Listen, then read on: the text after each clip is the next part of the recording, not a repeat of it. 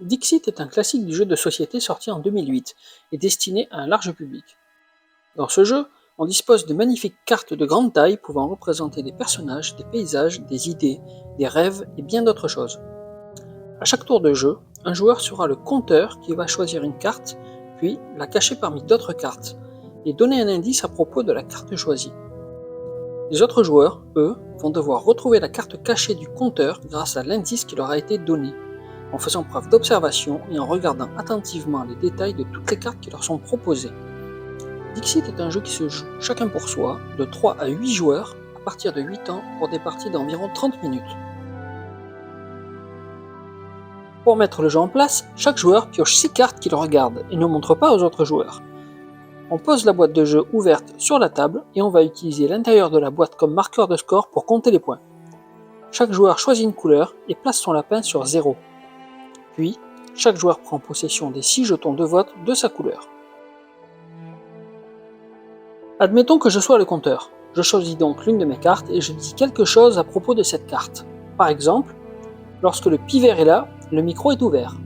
Puis, je pose ma carte face cachée sur la table. Une fois que j'ai parlé, chaque autre joueur choisit dans sa main la carte qui correspond le mieux à ce que je viens de dire. Il la pose face cachée sur la table. Maintenant, toutes les cartes vont être mélangées et posées dans l'ordre les unes à côté des autres. La première étant la numéro 1, la seconde la numéro 2, puis les cartes sont révélées les unes après les autres. Voilà venu le moment du vote. Hormis le compteur, chaque joueur va voter pour l'une des cartes pour tenter de retrouver la carte du compteur, en utilisant l'un de ses jetons.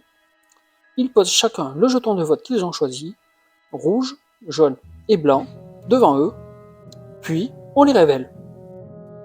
Jaune et blanc ont voté pour la carte numéro 1, alors que rouge a voté pour la carte numéro 3. C'est donc rouge qui gagne, car rouge a trouvé la bonne carte.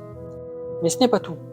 Rouge ayant réussi à induire en erreur jaune et blanc grâce à sa carte, la carte numéro 1 gagne 2 points supplémentaires. Bleu et rouge gagnent donc 3 points chacun pour avoir réussi leur pari, et rouge gagne 2 points de plus pour avoir trompé 2 joueurs avec sa carte. Le lapin bleu avance de 3 points, et le lapin rouge avance de 5 points. Chaque joueur pioche une carte, et le joueur à gauche du précédent devient le nouveau compteur. On continue comme ça jusqu'à ce que la dernière carte de la pioche soit tirée. Et à la fin, le joueur ayant le plus de points a gagné, tout simplement. Si jamais vous recherchez des jeux de société, des casse-têtes, des puzzles, des jeux de cartes et bien d'autres choses, venez à l'As du Roi. La boutique est située à Perpignan, entre le Conservatoire et le Tribunal, juste à côté du parking Arago. Je vous dis à bientôt, et si le contenu de cette chaîne vous intéresse, n'oubliez pas de vous abonner.